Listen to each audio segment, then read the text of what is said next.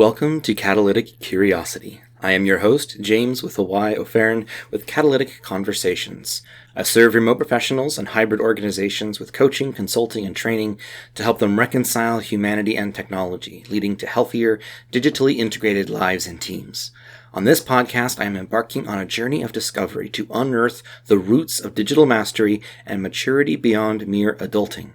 I interview insightful and intriguing experts, exploring how we can develop sage-like maturity with intention in today's digitized world. Today's episode brings Rex Nickerson to the table to talk about empathy. His experience includes executive leadership and consulting positions in healthcare companies, community-based organizations, private schools, and support agencies, among others. He's a coaching generalist and leadership consultant with broad knowledge and over 25 years of experience in prevention, intervention, treatment, and advocacy programs serving children, youth, and families. He's a native Californian living with his family at his home on the San Francisco Peninsula.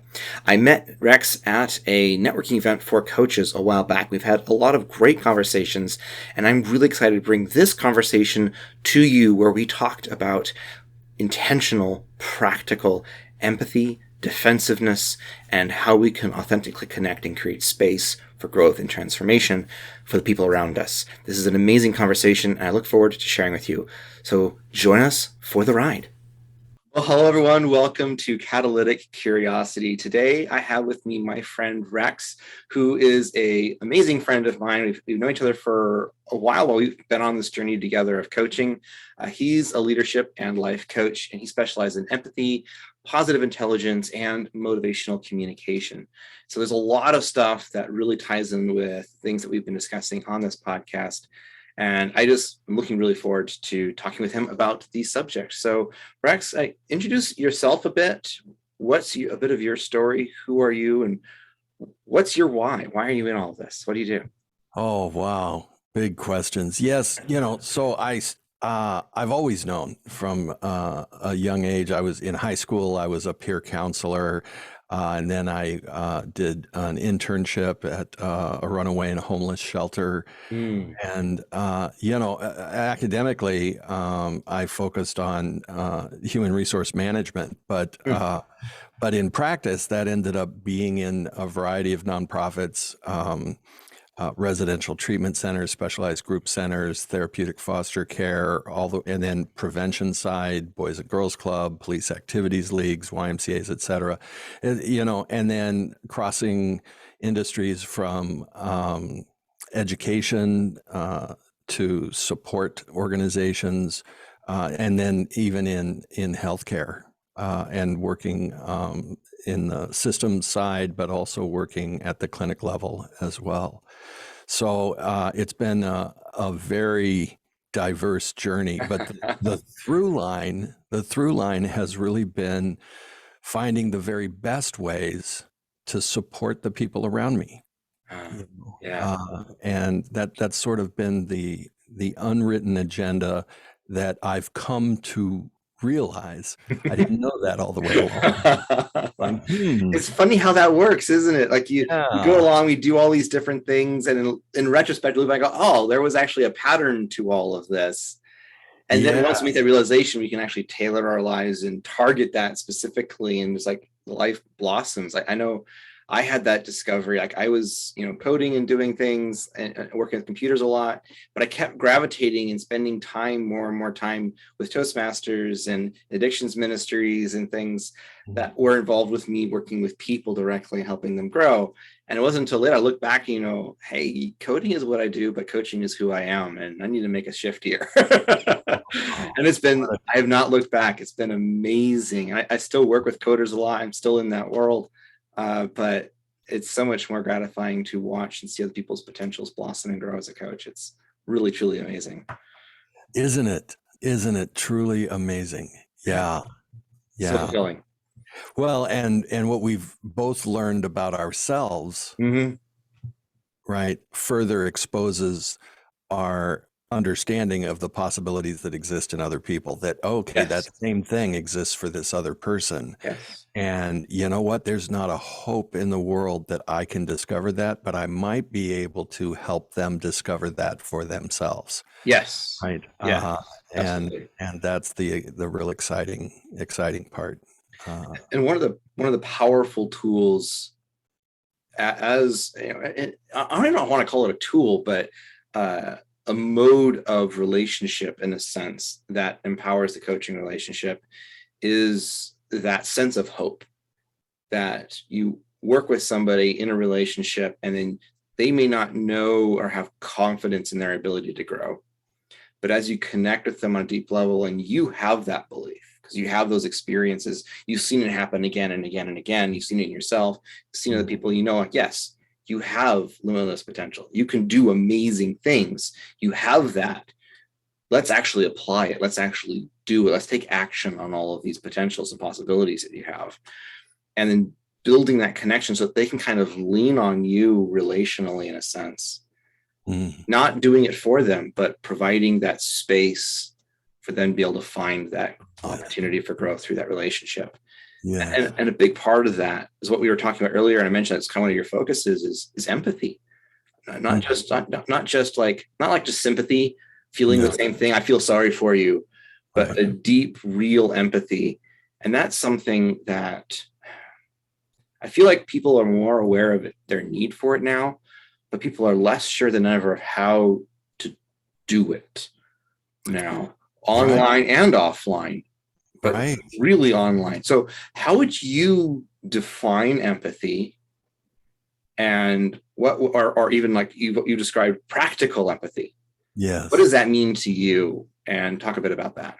Sure. So, I'm glad you asked that question because there's a lot of different opinions and perspectives on what empathy is or isn't. And for me, what was the most helpful is the idea of there being kind of two camps, right? And the one camp would be what some people call affective empathy, feeling what the other person feels, right? And then looking at what happens there, what's the consequences of that. And research actually shows that affective empathy results in increased stress, increased burnout among healthcare professionals, that it's too much to take on, particularly if you're seeing one client after the other and you're feeling all of those feelings. It can be difficult, but even if you're not in the helping profession, take, for example, parent-child relationship, right? And, a little storm of emotions. You don't have room to take all of that on. Right. Like, oh my goodness, and how some of the most unhelpful things that parents have said to their kids comes ironically from a place of deep affective empathy. So, if you're a good friend of mine, and if you come to me with this struggle that you're having and all of these intense feelings, and I take those on, I might at some point kind of get to my limit. I can't tolerate all those bad feelings. So then I'm just going to reach out and fix you, right? Because I can't take it. And so I say, James, what you should do, right? And of course, the last thing a coach should do. Right. So, and how often is that really helpful? Yeah, right. Yeah. Even though it's coming from the absolute best place, in our heart of hearts, it's just not that helpful. It's well meant, but not helpful. Yes. So then we move to the other alternative, which we might call cognitive empathy, where now I don't have to feel what you're feeling to understand your experience, your perspective, why you might be feeling the way you're feeling. And that is actually really useful information, right? And so where have we seen that? Well, the most common place we see that kind of empathy is when a corporation is trying to understand the experience of their customer. Right? Now, I can promise you nobody is having any intense feelings about that. They're not what their customer is feeling, right? This is a business process that's used very specifically, right, to improve their customers' experience, right? And be able to add better value to them. Yeah, to add better value. And also, it's also very powerful information, even if you're working with an adversary in business or in an Mm-hmm. office environment or in a sales environment where there's competition, right? Having the understanding of your adversary's perspective, where they're coming from, what their experience is like, is that valuable information? Mm-hmm. Right? How much better will our decisions be when we understand that than if we're just focused only on ourselves?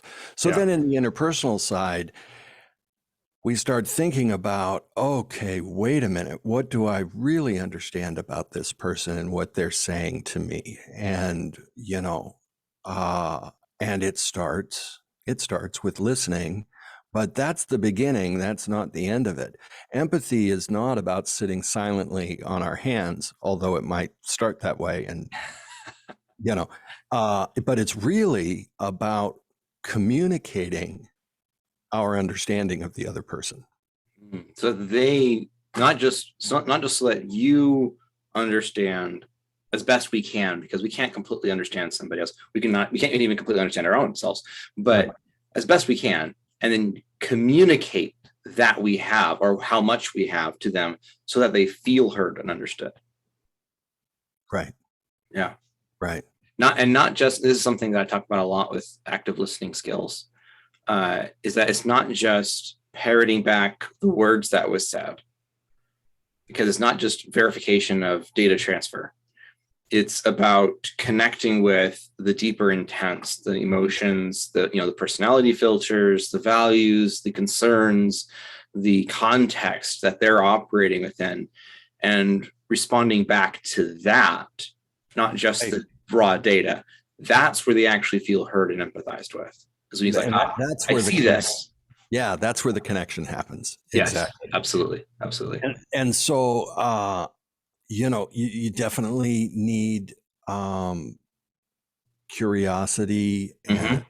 and natural curiosity and a concern, but there's some values that kind of get superimposed. In order to do that, it's impossible to have true empathy, true understanding, if we're constantly seeing the world through our own bias, our own stigma, our own judgment, right? That it becomes really, really, so suddenly we have to take our attitudes, beliefs, and even our values for just a moment Mm-hmm. and set them aside to really take in the other person's experience. Mm-hmm. So being non-judgmental is, of course, we always say that, but what does that mean? That means a lot because we're judgmental creatures. That's what we Yes, do. yes. This is part of our nature. Yeah. Yes, Yeah. yes. And Yeah. so it actually takes quite a lot of effort to do that. And it takes quite a lot of humility Yes. to Yes. not be feeling like the way I see things is the right way of seeing things, or and there's actually historical basis for this. Mm-hmm. You were bringing up Carl Rogers in active listening, and if you back up just a little bit, just go to Freud, right? And what did Freud believe? Mm-hmm. Right? If we take a look at what Freud believed and we compare that with what, say, Rogers um, and some of the others believed, we start to see a split. Uh, Freud focused on the problem. Mm-hmm. Carl Rogers focused on the person. Mm-hmm. Freud focused on, or came from a position of, that the therapist knows best. Mm-hmm. And Rogers said, "No, I think the client knows best. They know more about their life and their problem than we do." And you go all the way through. Freud felt that people are driven by unconscious dark drives, and Maslow, of course, believed that people are motivated towards self-actualization naturally, right? And that you don't have to force that. So as we take a look at those two different perspectives, we see this natural divide between, do we need an expert to tell us who we are and what we should do next and what our problems are and how to fix them? Or do we need someone to hold space Yeah. so that we can explore those ideas for ourselves, Yeah. right? Yeah. Yeah. And that's when people are exploring ideas for themselves and they have a space within which to do that, it impacts and transforms them so much more powerfully, because there's kind of this idea since the Enlightenment that we are primarily, or ought to be primarily, rational thinking creatures. And adding information is the best thing possible for us. If you add more information, you're inherently a better person.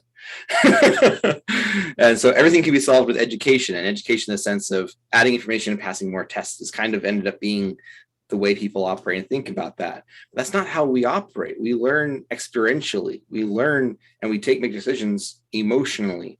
We encounter events that we respond to or react to, and that shapes our beliefs and our patterns of behavior. So and then we back rationalize those. Right? We right. Retrospectively, we say, oh, this is why I believe this. I mean, we backfill all the facts and everything like that. But really, it was an experience that led us to that conclusion. And then we rationalize it and we cherry pick from reality through our filters and our lenses and our biases and our judgmental systems what actually supports that experience. Right? And there's research that bears out exactly what you're saying. There is so much. Even, there's a very good friend of mine is looking at the role of lay counselors without the degrees and without the licensing and all the rest of it. And interestingly, what they're finding is there's no correlation between client progress and counselor education and licensure. Right? Heresy. This friend of mine, I love, she starts quoting Ratatouille, right? And of course, I'm immediately in love at that point. It's like, oh, yes, right? This doctor from on high academia quoting Ratatouille. I mean, if that doesn't get it in a nutshell. But that's this awesome idea that, not anyone can be a great chef, but a great chef can come from anywhere. Right. And so then it causes us to step back and say, wait a minute, in our efforts to practice empathy, in our efforts to be a good helping practitioner, what if it's not the education and it's not the licensing that moves the needle, that makes the big difference? What is it then that makes the big difference? We're discussing, it sounds like it's that connection. Yes. That connection based on that shared vulnerability in that trusting environment that's shaped by empathy. Right. Carl Rogers would say it in terms of the conditions for change. Right. And so a client having struggle comes in and they're a little defensive. They're kind of buying into their own bogus story and the lies they tell themselves. And the only way to get through all of that, really, is to create that safe space, to create those conditions for change. Yeah. Right. Yeah. So one of the things that we were chatting about in the pre-show was how addiction plays into this. Because we always like to think of addiction as a thing outside. Other people have issues with a certain kind of those people struggle with addiction. And you had a really good definition that brought it closer to home, that made it more relatable, and that helps us be able to connect to more people and ourselves on a level that makes addiction a part of how all of us interact with the world to some degree. It makes it easier for us to empathize. I also find that humility aspect that I mentioned earlier is such a critical component for strong empathy. Could we touch on that again a little bit further? Like, you had a really great definition of empathy. Could you share that again? Oh, so, right. So there's affective empathy and cognitive empathy. Or the addiction aspect. Yes. Well, the addiction is real anything that puts us to sleep, I think Yes. is what I was saying. Yes. Really casting a very, very broad net, getting out of addiction and recovery sort of proper, and casting a broader net that kind of pulls us all into the same boat, right? Yeah. That helps to get rid of stigma, right? And all of that Yes. kind of thing. Now, don't Yes. get me wrong, there's some brain chemistry things that Yes. happen. Absolutely.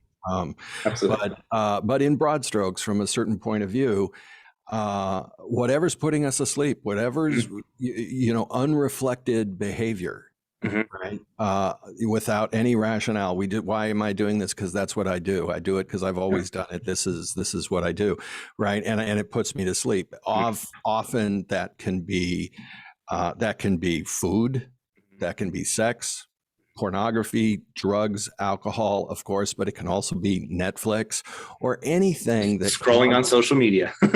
on social media, anything that causes us to want to escape from our situation, to not embrace the moment, Being present. the present, Yeah. but go to sleep and shut out the world. And Yeah. and what's the song? Make the world go away, right? Oldie buddy goodie, right? So and the and the inverse of that in many ways is coaching, right? Whereas that's it kind of brought home to me another way of like describing coaching in contrast to say therapy, which often focuses on the problem of the sleeping part, whereas coaching is, well, let's just do things that help people wake up. Yes. Let's focus on raising that awareness and that clarity, that introspection and that reflection, so that we make our routines into rituals, that we actually connect meaning to what we're doing, that synchronize our behavior with communities that are important to us, so we can move towards a goal and not be fragmented in our own isolated shells of coping mechanisms, because addictions are a shackle that binds us away from other people and things that are important and the goals that we want to reach. Absolutely. And that's, partly that's where positive intelligence can really help fill in the blanks there a little bit. That, we have these primitive sides of our brain that we're so driven by, right?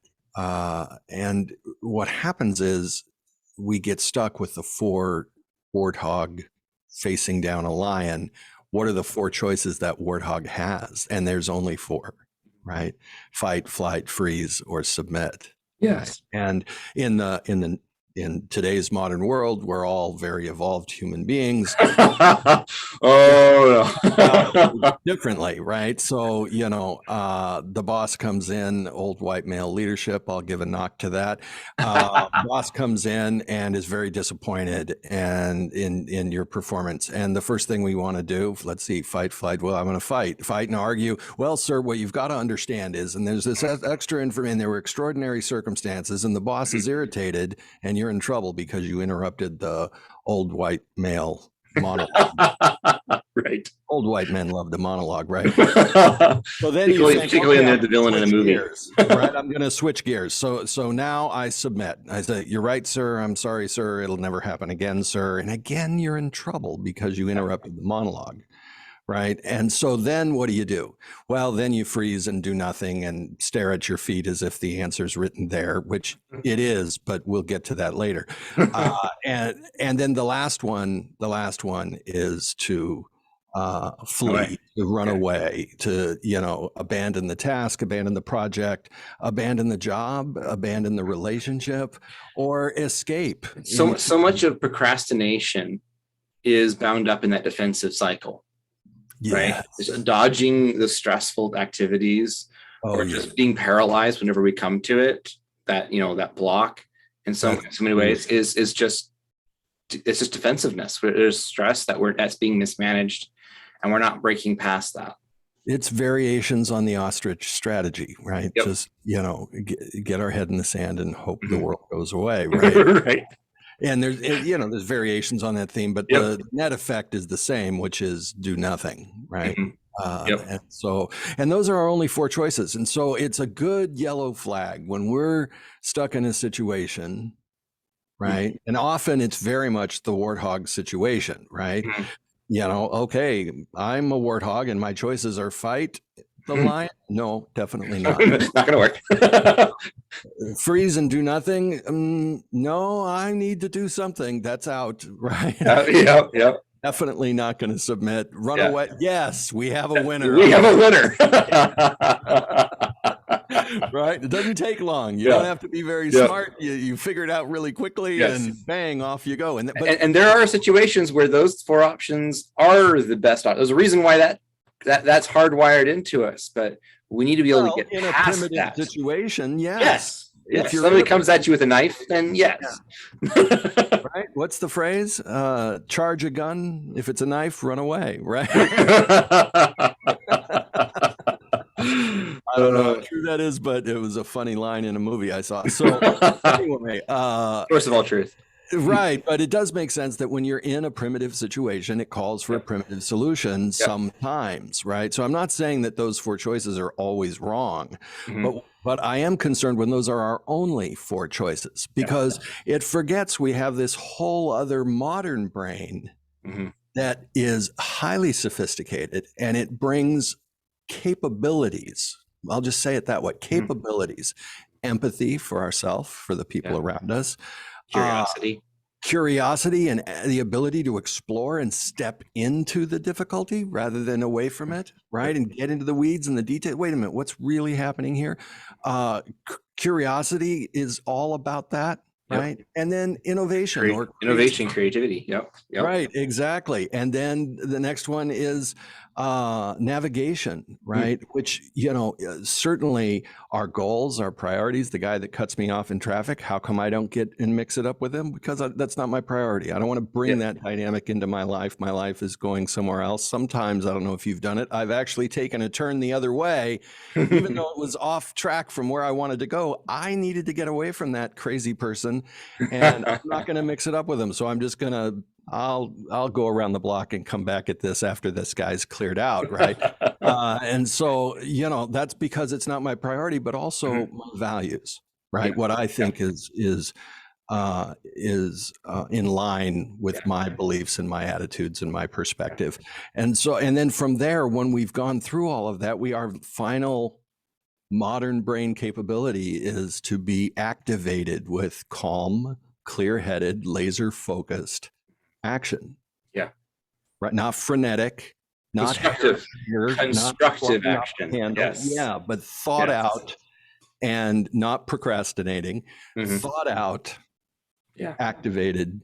That's why when you feel yourself and it's really good to practice sensing and being aware of when you get shifted into that defensive, hindbrain mode, the amygdala, when it starts taking charge of your brain and shutting off your front brain, and you're like, well, my ears are getting warm, or my teeth are clenching, or I'm feeling that tightness in my chest, or my stomach is dropping, my fingers are clenching, like you're feeling agitated, your eyes are darting back and forth. You can test all these physiological things that cue you in to the fact that you're struggling with defensiveness, and train yourself that you can respond instinctively to that recognition with asking questions like, what is of value to me in this situation?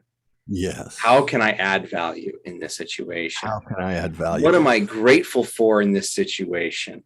That's a powerful one. That is a powerful one. And that really pulls you right out of the primitive mode. Yes. I mean, those physiological responses are there for a reason. Yes. Right? The cold, clammy. Well, the reason it's cold is because the blood vessels are constricting in your skin and squeezing out perspiration in order to cool you down. Because why? You might need to run.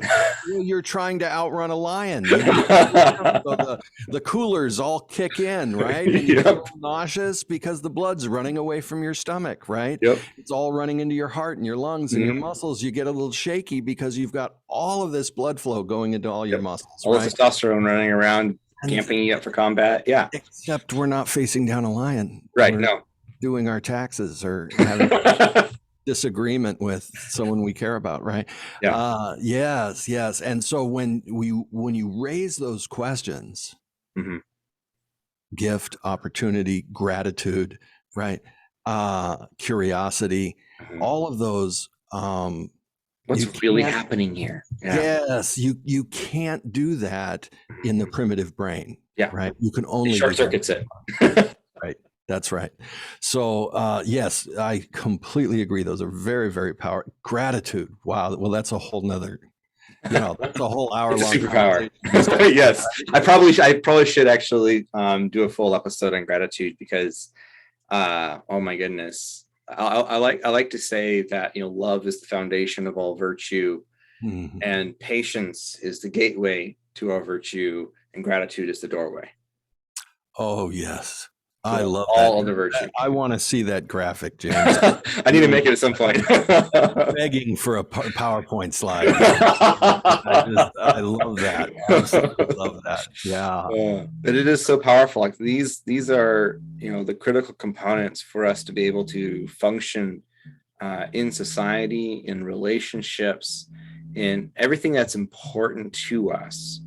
We need to be able to reliably connect with the people around us. That's who we are as humans, right? We're not less human because we're online or using digital mediums. We still engage with this. I mean, this is one of the challenges of, way most people interact on Facebook and YouTube and Twitter and all these kinds of things. They're operating in these, they're all fighting with each other. They're all arguing and, bickering, and all this toxicity is all wrapped up in people not being authentically curious and empathizing with each other. They're not taking the time to be mature, really. Yes. Yes. There's I'm trying to remember the name of the publication. I wish I could remember it, but it's sort of a one-page at a glance of on the horizontal line is right to left, conservative to liberal, and on the vertical line is most accurate. In the middle would be spin zone, and at the bottom would be straight up lies. And so you can find your media outlet and pick where in that your tolerance is, right? And what you prefer. So that was very interesting. But I think that same organization did a study where they asked conservatives, what do you think progressives believe about these issues? And then what do you actually believe about these issues? And then ask the liberals the same thing. What do you think conservatives believe about these issues? And what do you personally believe? Now, of course, our perceptions of the other people, whoever they are, are always in the extreme, and the media is supporting that for business reasons to drive. Of course, right. But the more interesting thing was that what people actually believe for themselves was actually quite similar. Yes. The differences between people were quite small. Compared to what we might imagine, right? Yes. And it's almost like there's like shadow communities of the straw men of each other's side, right, that are created, that are all arguing with each other. And because we engage so much, well, most of us, I abstain from alcohol, and news media for similar reasons. But they create that community engagement where we oh my goodness, I could go a whole rant on this one, but I firmly believe that one of the powerful choices we can make for self-determination is which communities we choose to identify with. Right? Because that's what shapes our identities are shaped by our communities. So choosing which communities we identify with shapes our identity. That's our primary self-determining choice that we can make. Right. So by engaging in the synchronized, ritualized or addictive behaviors of communities changes how we perceive the world, right? So as people are ritually engaging in the news media and these straw men communities, they're becoming more like the straw men. They're actually joining in with these fake groups of ideologies that people don't actually really naturally believe in. And when they're separated out from that context, they actually are quite sane in the main. Isn't that wild? Right. It's crazy. Yeah. Well, and again, in the, if you're listening too much to the media, you start to feel like it's safer, strangely, to be on the extreme, but to be a moderate or in the middle is actually a very risky, dangerous So place. odd. Yeah. So odd. 'Cause you're being attacked. It feels like you're being attacked from both sides. Exactly. You know? Exactly. Yeah. Right. Yeah. Right. It's so Even crazy. though most of us Yeah. are moderate. And I try to like completely ignore the entire spectrum. Like I think you're drawing lines along things that aren't actually lines. Right. I'm over here somewhere else. Right. The cool thing is, though, the biggest ray of sunshine in all of this is we don't need actually all that research. We don't need actually all of that experience or information.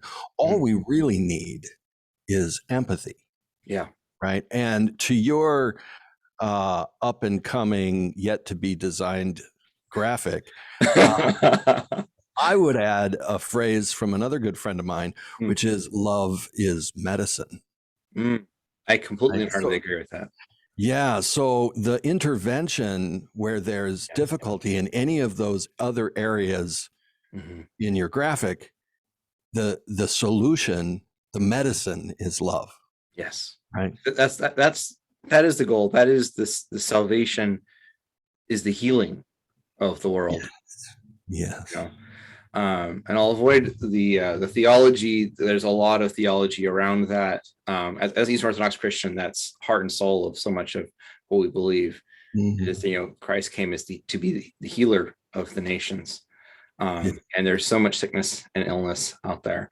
But being able to help people experience a safe place where we can come and help by empathizing with them, provide them that space where they can encounter love.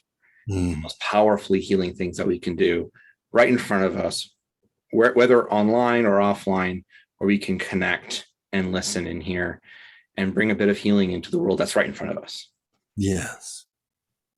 Without bias, without stigma, without prejudgment, without condemnation or rejection, but embraced for who you are, where you are, right here and right now. Yeah. And having the skill and the courage to create that space, even if that other person is just so different. Yeah. Is just so different. We know the love and the compassion is strong enough to hold that space and let them find their footing and find their journey for themselves. Yeah. I love that. I think that's a really great place to land this. I've really enjoyed this conversation. There's a lot of nuggets in this that I really think I'd be really valuable for a lot of people. So thank you so much for taking the time. A lot of real estate covered. Yes. I really, really appreciate it. Oh, it's my pleasure and honor. Very best to you and your family. And I can't wait till we get to talk again. Absolutely. Same here. All righty. Thank you again. Thank you so much for joining us. I hope you had your curiosity sparked to explore these subjects with greater awareness or gained a valuable insight along the way. Take a look at the show notes for links where you can find Rex, leave reviews wherever you can, and make sure to join the conversation on my Discord. Remember, community is the catalyst that drives lasting transformation. I'll see you in the next episode of Catalytic Curiosity.